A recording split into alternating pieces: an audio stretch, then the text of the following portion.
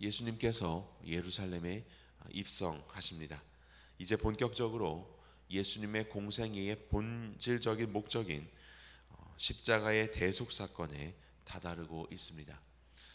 이 날은 유월절을 준비하는 날이었습니다. 율법에 따르면 예루살렘에서 약 30km 이내에 사는 모든 성인 남자 유대인들을 지키기 위해서 예루살렘에 오도록 하였습니다. 혹자는 당시 예루살렘의 인구를 약 3만 명이라고 추정을 하는데 유월절 순례객들만 20만 명이라고 그렇게 이야기를 합니다. 매우 많은 사람들이 예루살렘과 그 인근에 북적거렸을 것입니다. 예수님은 예루살렘에 입성하시면서 나귀를 타십니다. 무리들은 마치 왕을 영접하는 것처럼 예수님이 가시는 길에 자신들의 옷을 깔았습니다.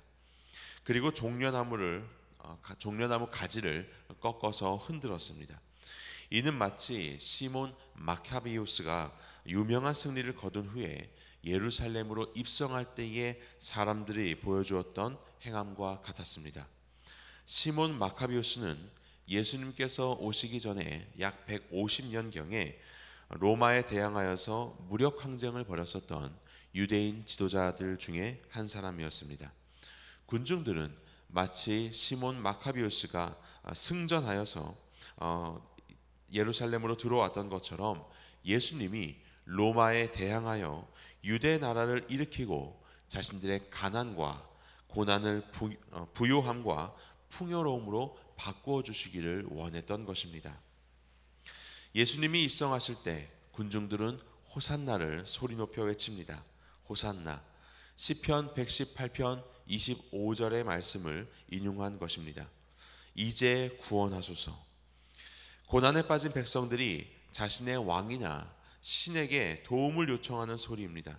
군중들은 분명 예수님을 왕이자 자신들의 메시아로 생각했던 것입니다. 그런데 사람들의 한껏 높아진 기대에도 불구하고 예수님께서는 전혀 다른 마음으로 예루살렘에서의 사역을 준비하고 계셨습니다. 예수님은 이 무리들이 생각하는 정치적인 메시아로 오신 것이 아닙니다. 로마로부터 유대를 구원하기 위해서 오신 것이 아니라 죄로부터 모든 인류를 구원하기 위해서 오셨습니다. 사람들의 환호 속에서 왕좌에 앉기 위해서 오신 것이 아니라 모든 사람들의 비난과 외면 속에 십자가에 달리기 위해서 오셨습니다. 본문에 나타난 예수님은 어떤 분이십니까? 겸손의 왕으로 오신 분이십니다. 본문에서 예수님의 행동은 매우 계획적이고 의도적입니다. 제자들에게 나귀를 데리고 올 것을 말씀하시는데 그것이 있는 장소가 어디인지, 나귀를 데리고 가는 이유를 묻는 자들에게 대답할 것들은 무엇인지 등등 상세하게 말씀해주고 계십니다.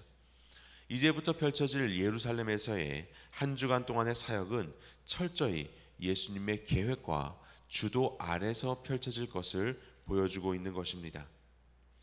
이후에 죄인의 손에 넘겨져서 십자가에 달려서 돌아가시기까지 이 모든 것은 하나님의 말씀을 이루는 사역이며 예수님은 철저하게 이러한 하나님의 말씀에 대하여서 순종하는 모습을 보여주고 계십니다.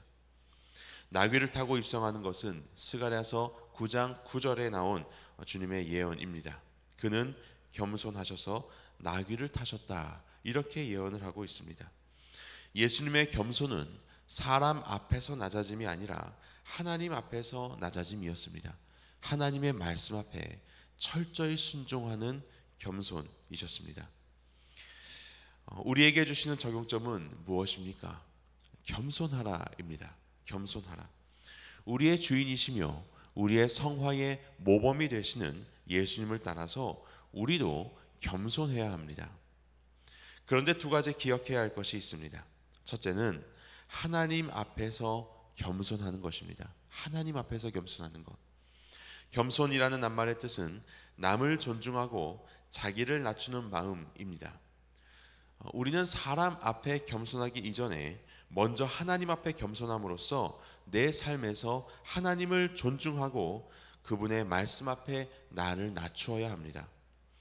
하나님 앞에서의 겸손을 잃어버리면 사람 앞에 겸손은 기회주의적인 가장된 겸손이 되거나 자존감의 결여로 왜곡될 수 있습니다. 두 번째 기억해야 할 겸손은 언제나 겸손해야 한다라는 것입니다. 언제나 겸손해야 한다.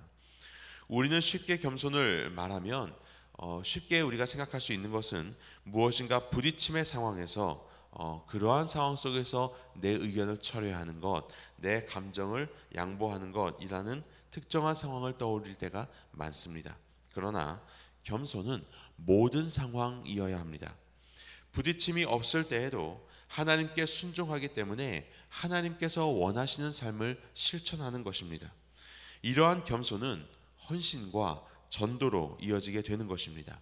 나보다 남을 낮게 여김으로써 상대방의 필요가 무엇인지를 살피고 돕고 그것을 위해서 기도하기 때문입니다.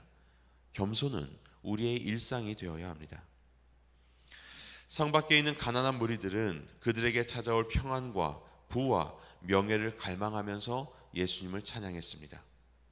반면에 11절과 같이 성 내에 있는 무리들은 갈릴리 나사렛과 같은 미천한 땅에서 메시아가 날 수 없을 것이다 라고 여기면서 자신들의 지위와 명예를 보호하려고 합니다. 이 두 그룹 모두 예수님을 바로 알지 못했습니다. 어떻게 해야지 우리는 예수님을 바로 알 수 있을까요? 예수님을 왕궁에 영접하는 것이 아니라 우리의 마음에 영접해야 합니다.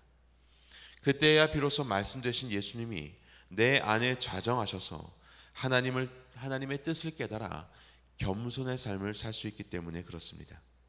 오늘도 우리의 마음의 보좌를 예수님께 내어 드림으로 일상의 겸손을 실천하시는 복된 삶이 되시기를 예수님의 이름으로 축원합니다.